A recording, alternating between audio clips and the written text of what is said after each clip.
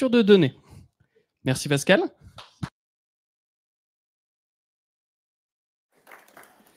Forcément, si je ne pense pas activer le micro, ça marche moins bien. Bonjour à toutes, bonjour à tous. Et aujourd'hui, pendant les 20 prochaines minutes à peu près, parce que c'est une conférence que j'ai donnée il y a un moment et je ne l'ai pas trop répétée du tout depuis. Donc normalement, 20 minutes, je vais vous parler de structure de données. J'étais à la fac il y a 25 ans à peu près, l'IUT tout au bout du campus par là, et des structures de données sur des bancs en bois dur comme ça, j'en ai vu pas mal. On a parlé de listes chaînées, d'arbres, de piles, de tables de hachage, de graphes, de tout plein de trucs super sympathiques. Et j'ai appris qu'on choisit souvent nos structures de données et nos algorithmes en fonction des besoins de nos applications. Ont besoin de la complexité aussi de ces structures de données et de ces algorithmes. Quelque chose qui s'exprime avec la notation grand O.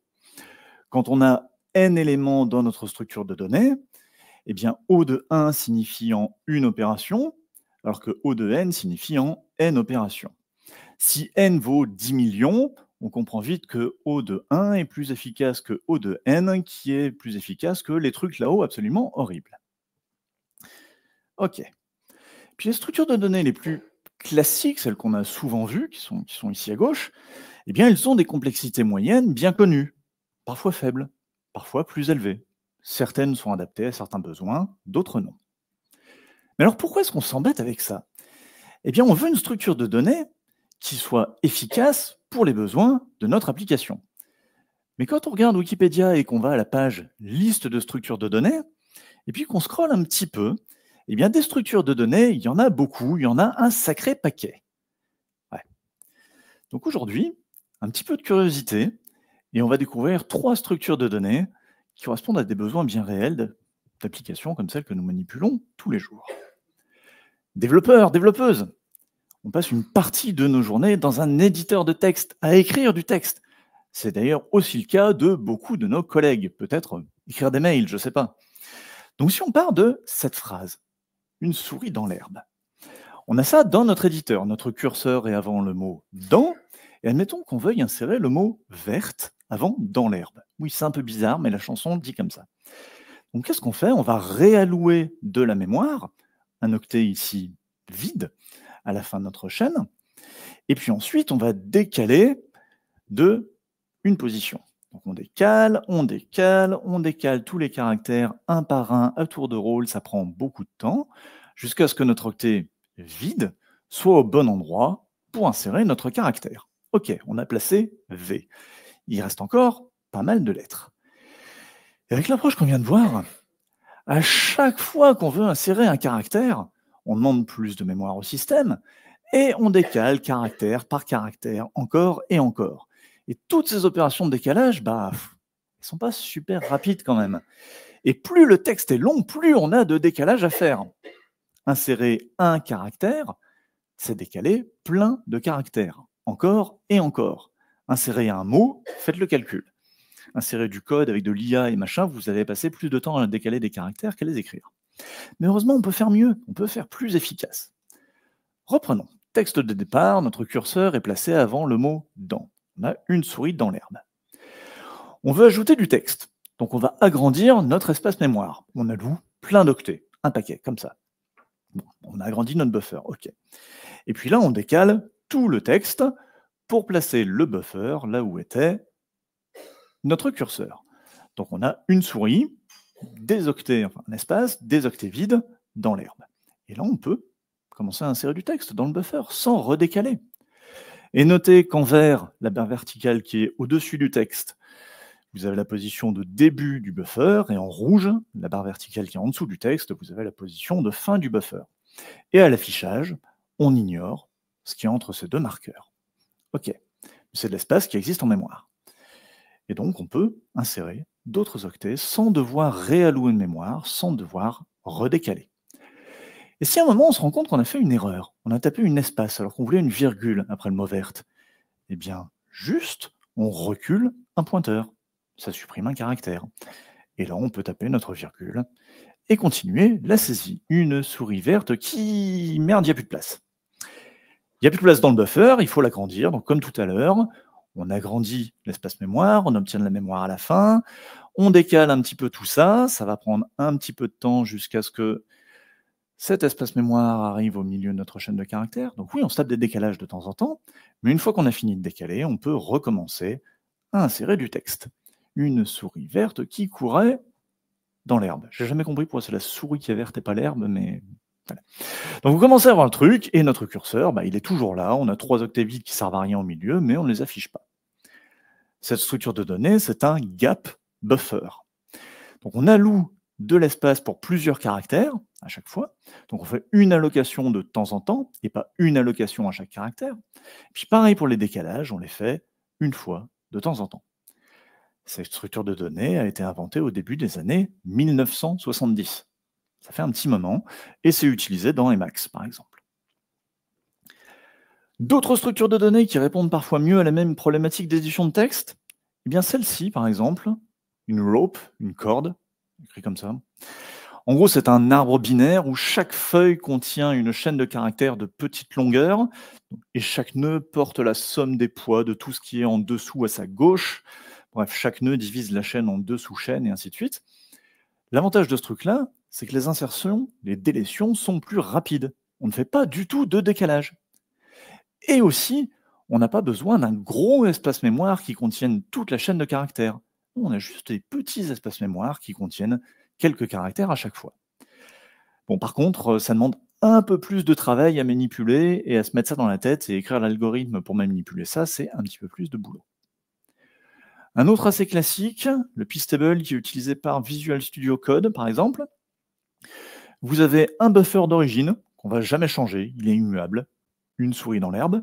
Et vous avez un second buffer, un buffer d'ajout en append only, donc on ajoute des choses à la fin, et une pistable, une table de morceaux qui permet de faire les liens entre les deux. Donc ici, on commence avec quelques caractères qui viennent du buffer d'origine, une souris probablement. Ensuite, on prend des caractères qui viennent du buffer d'ajout, qui courait ou un truc comme ça, et puis on finit avec un morceau depuis le buffer d'origine. Truc assez sympathique aussi, même si c'est plus difficile à lire. C'était la première structure de données. Passons à la deuxième. On veut répondre à une problématique. Identifier si on connaît déjà quelque chose. Comme cas d'exemple, je vais prendre cette phrase. Cette phrase, c'est mon use case. J'ai du texte, ce texte parle d'animaux. Je sais déjà reconnaître des animaux, c'est pas ça la problématique. La problématique, c'est de savoir, quand je lis un texte, celui-ci ou un autre, si j'ai déjà rencontré les animaux que je vois. Donc je pourrais me dire, ok, qu'est-ce que je vais faire? Je vais stocker en mémoire tous les noms d'animaux. J'ai rencontré un canard, ça prend 6 octets parce qu'il y a 6 caractères. J'ai rencontré un cygne, j'ai rencontré un chat. Tout ça, ça prend 15 octets pour ces 3 animaux. Vous comprendrez au bout d'un moment, si on rencontre beaucoup d'animaux, on a besoin de beaucoup de mémoire. Donc à la place, un petit défi. On va se dire, ok, je vais essayer d'utiliser moins de mémoire, je vais me limiter à 2 octets. 2 octets, ce sont ces 4 nibbles. Donc, nibbles, c'est 4 bits. Un quartet en français. Et maintenant, je vais essayer de faire rentrer mes animaux là-dedans.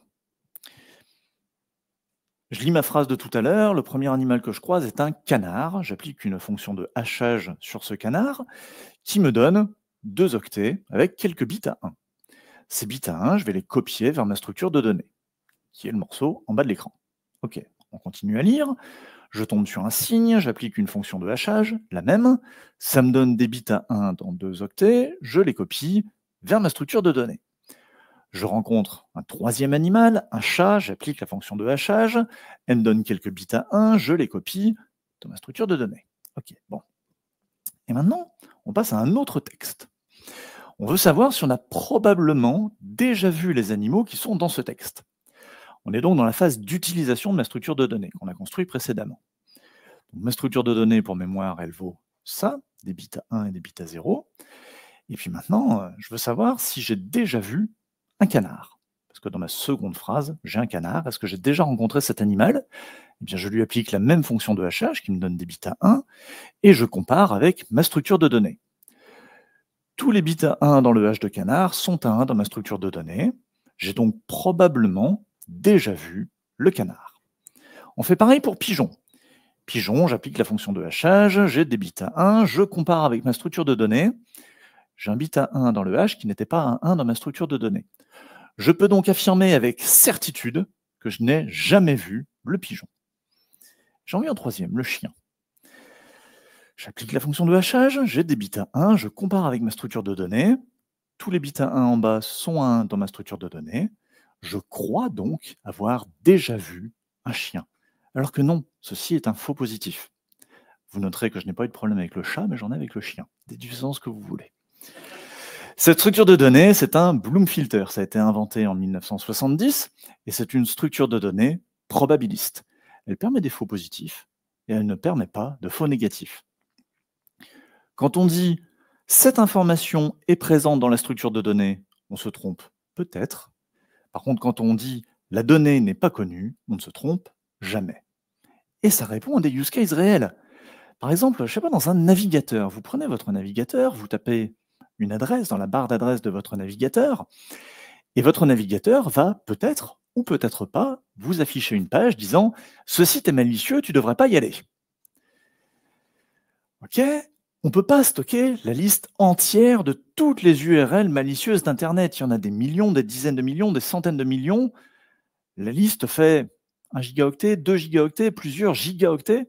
Ça ne rentre pas dans un smartphone. Sans compter les mises à jour, ça va être infernal. Et puis rechercher dans une base de données qui fait plusieurs gigaoctets, il va falloir la monter en mémoire. Bref, le smartphone, il ne va jamais tenir. Donc à la place, un Bloom filter. Et c'était fait comme ça, je ne sais plus si c'est dans Firefox ou dans Chrome, jusqu'à quelques années en arrière. Un autre cas d'usage réel, sur un CDN, un serveur de contenu qui fait du cache. On veut identifier si une URL a déjà été requêtée pour ensuite mettre son résultat en cache. Uniquement à partir du second appel. Ça vous semble bizarre? Bah ouais, moi aussi, la première fois, je me suis dit, mais moi, quand je fais une requête, je veux tout de suite que ça soit mis en cache et pas uniquement au deuxième appel. En fait, le CDN Akamai, il y a plusieurs années, a fait une étude et ils ont identifié sur leur CDN que 75% des URL n'étaient accédées qu'une seule fois. Autrement dit, s'ils mettaient en cache au premier appel, ils gaspillaient les 3/4 de leur espace mémoire. Donc maintenant, ils mettent en cache au deuxième appel, s'ils font comme depuis quelques années. Et puis un autre cas d'usage qui est plutôt pas mal pour nous, développeurs, développeuses, avant d'aller charger une donnée qui prend du temps à charger, un appel d'API par exemple, un accès disque, une requête en base de données, eh bien, ça serait cool de savoir si elle existe probablement. Auquel cas, on fait l'appel à l'API. Ou si elle n'existe pas du tout. Auquel cas, on ne fait pas l'appel d'API. On va économiser plein d'appels d'API inutiles. PostgreSQL et Cassandra font ça, par exemple, pour accélérer certains accès. Et puis un autre cas pour nous aussi, mémoriser les vidéos que vous avez déjà vues sur un site de streaming pour ne pas vous les resuggérer. On ne va pas stocker tous les identifiants qui vont prendre beaucoup de mémoire, mais peut-être que stocker des hashes dans une Bloom filter, ça va être plus efficace en espace mémoire et en temps d'accès, parce que écrire et lire depuis un Bloom filter, c'est du haut de 1. Et Medium faisait ça pour les articles, il y a une époque, pour ne pas vous resuggérer des articles que vous aviez déjà lus. J'ai triché, j'ai simplifié un petit peu. Dans la vraie vie, on utilise plusieurs fonctions de hachage, un petit nombre de fonctions de hachage. Ça permet de réduire le nombre de faux positifs, tout en évitant de consommer trop de mémoire. Et si vous vous demandez combien de fonctions de hachage, quelle quantité de mémoire, quel taux de faux positifs, eh bien voici les formules. N, c'est le nombre d'éléments dans le filtre, P, c'est la probabilité de faux positifs, M, c'est le nombre de bits, et K, c'est le nombre de fonctions de hachage. Ok, sympa. Il y a des sites sur Internet qui vous font tous les calculs, c'est super sympa, vous renseignez 3 paramètres, ils vous donnent le 4e ou machin. Et par exemple, avec 1 million de clés, une chance sur 1000 de faux positifs et 6 fonctions de hachage, votre Bloom filter va faire 1,88 mégaoctets. Merci le site Internet qui fait les calculs. Des évolutions sur Bloom filter ou des variations d'algorithmes. En fait, il y a une 60aine d'évolutions de Bloom filter, donc on va pas toutes les passer en revue aujourd'hui. Je vais en montrer 2 uniquement. Je ne vais même pas les montrer, je vais juste les citer. La première, c'est le Counting Bloom filter, quelque chose qui est paru en 2000, qui est très pratique, qui permet la suppression. On a vu dans le Bloom filter, on a des bits à 0 ou à 1. Un bit à 1, bah, si on réécrit par-dessus, il est toujours à 1. On ne peut donc pas supprimer des données d'un Bloom filter. Par contre, si au lieu d'avoir des bits, on avait des compteurs, on pourrait incrémenter ces compteurs et diminuer ces compteurs, décrémenter ces compteurs. Ça reviendra à supprimer une donnée de notre filtre. Et puis une autre évolution, le nom est sympa, le filtre coucou, comme l'oiseau qui va pondre dans le nid des autres oiseaux. C'est pour ça que ça s'appelle un coucou filter. Ça a moins d'overhead que Bloom Filter. C'est plutôt pas mal quand on veut stocker beaucoup d'éléments avec peu de faux positifs. Ça permet aussi les suppressions. Et je vous laisserai lire le white paper. Il est sympa à lire, mais il est compliqué à expliquer. J'avais pas le temps. Et j'en viens à la troisième structure de données. Il y a très longtemps, on avait des téléphones qui ressemblaient à ça. Et c'est pas une légende sur Internet, j'avais un téléphone qui ressemblait à ça. C'était moderne, quoi. Avoir un téléphone, c'était moderne déjà à l'époque. Et taper sur un clavier comme ça avec peu de touches, c'est fastidieux. Donc on aime bien avoir de la saisie prédictive. Et puis comme on tape un petit peu de la merde, on aime aussi avoir de la correction, au moins un truc qui nous dit s'il y a des fautes dans ce qu'on a tapé. Comment on fait ça? On peut faire ça avec un dictionnaire. On stocke un dictionnaire sous forme d'un arbre. Chaque niveau, ça va être une lettre qu'on ajoute à la fin du mot ou à la fin du début de mot de niveau supérieur. Ici, vide, c'est un mot qui existe, un mot entier. Je le symbolise avec un $ vert à la fin. Et en dessous de vide, je vais stocker toutes les possibilités. Vider A, vider B, vider C, vider machin, vider O, qui est un mot entier, vider P, vider Q, et ainsi de suite, et ainsi de suite. Bon, ça prend un peu d'espace mémoire. Mais si on revient par là sur vider A, eh bien en dessous de vider A, je vais avoir vider AS, vider AST, vider ASTE, oh, un mot entier qui existe, vider ASTES, un autre mot entier qui existe, et puis à côté, toutes les autres possibilités. Ça fait pas mal de bordel en mémoire.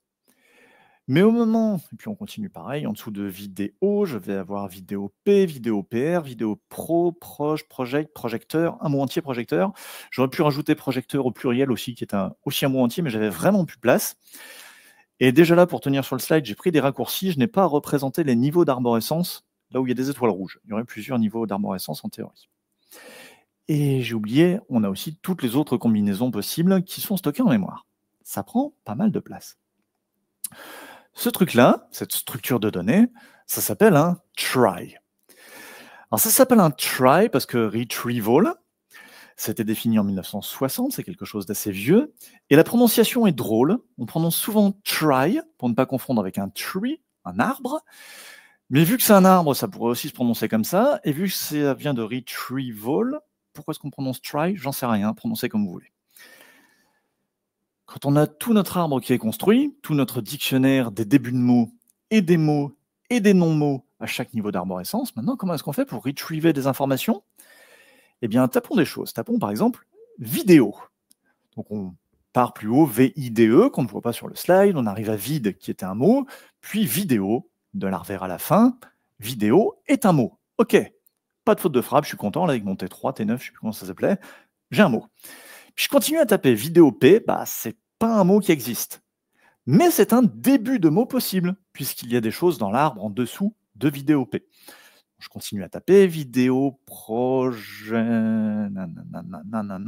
J'aurais dû faire ça en automatique parce que ça prend très longtemps. Vidéoprojecteur, c'est un mot entier.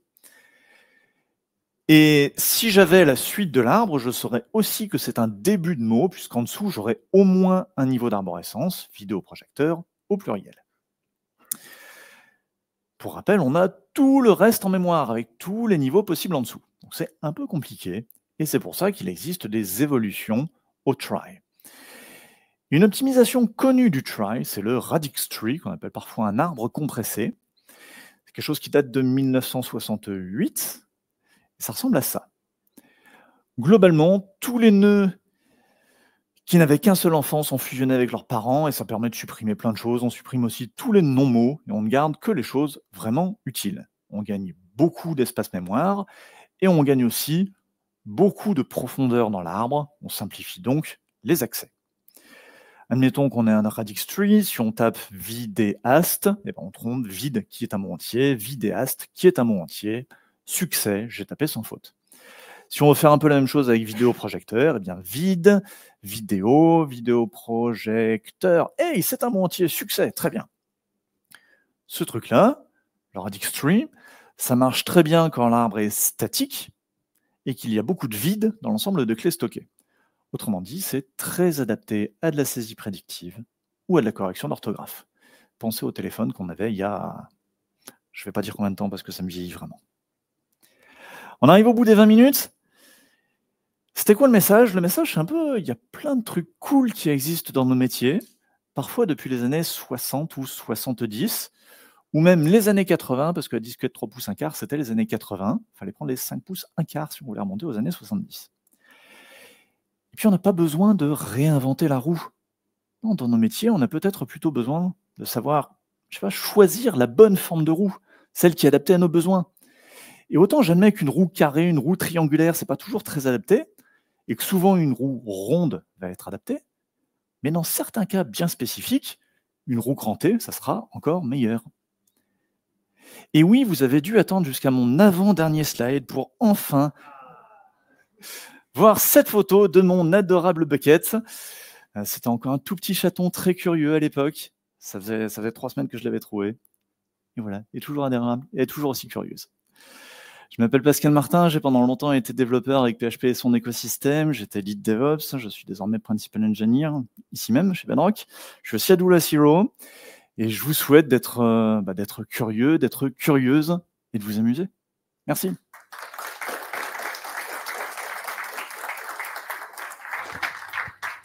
Merci beaucoup, Pascal. Est-ce qu'on a des questions?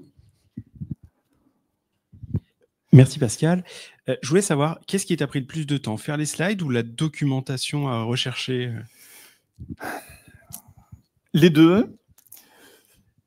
En fait, j'ai eu cette idée de talk il y a longtemps, parce que je me suis dit, je faisais des trucs cool quand j'étais à la fac, j'implémentais des algos, machin. Bon, je fais plus ça dans ma vie de tous les jours, parce qu'il y a des bibliothèques et on s'amuse pas à réimplémenter des algorithmes qui ont été très bien codés par d'autres.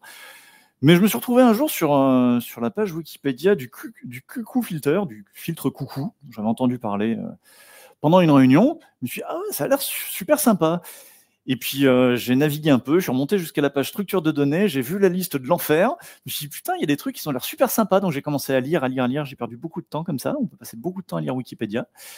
Et au bout d'un moment, je me suis dit, mais en fait, j'ai lu ces trucs-là par curiosité. Est-ce que je vais réussir à éveiller un petit peu de curiosité chez mes collègues et chez d'autres personnes? Et j'espère que c'est ce que j'ai réussi à faire. Après, sur les slides, ouais, les animations, c'est l'enfer à faire. Le petit décalage de caractères un par un. Quand on fait le slide où on montre ce décalage caractère par caractère, on comprend pourquoi les gens dans les années 70, ils ont codé ça autrement, quoi. Est-ce que tu as est-ce qu'il y a quelque chose qui différencie un try d'un arbre un peu classique, une caractéristique quelconque, qui fait que c'est un autre mot pour désigner la chose? Ça reste un arbre. Donc globalement, ça se base par-dessus l'arbre que tu as l'habitude de manipuler. C'est le try, tu ne l'utilises pas, personne fait un try. En vrai, on utilise des radix tree, et le radix tree est optimisé pour le cas où on a beaucoup de blanc et où le truc est statique. Pour un dictionnaire, c'est vraiment optimisé pour ça. Le try, tu fais pas un try. Enfin, c'est beaucoup trop naïf. Ouais. Salut, j'ai volé le micro. Moi, j'ai 2 questions. La première, c'est, donc, tu n'as pas trouvé ce que ça voulait dire T9? Je me suis demandé s'il y avait try dans J'ai pas cherché. Tu vois, aujourd'hui, j'ai hésité entre T3 et T9 parce que c'est un truc que j'ai improvisé aujourd'hui. Je suis très mauvais en improvisation. Okay. Je sais qu'il faut pas le faire et à chaque fois que j'essaye, je me plante. Non, j'ai pas cherché ce que ça veut dire. Et ma deuxième question, c'est, est-ce que tu veux venir donner ce talk à la PyCon dans quelques mois? T'as pas besoin de refaire les slides, ils sont très bien comme ça. Si c'est le même format 20 minutes, machin. Bah oui, c'est à 10 minutes de chez toi. Hein. Ah, c'est mon 9e, c'est parfait. Même plus besoin de sortir. Viens me voir après, on en parle. Avec plaisir. Merci. Est-ce qu'on a d'autres questions dans la salle? Eh ben, ça vous laisse un peu de temps pour un café, et puis moi aussi. Je peux parler de café sinon, mais une autre fois peut-être. Merci beaucoup. Merci.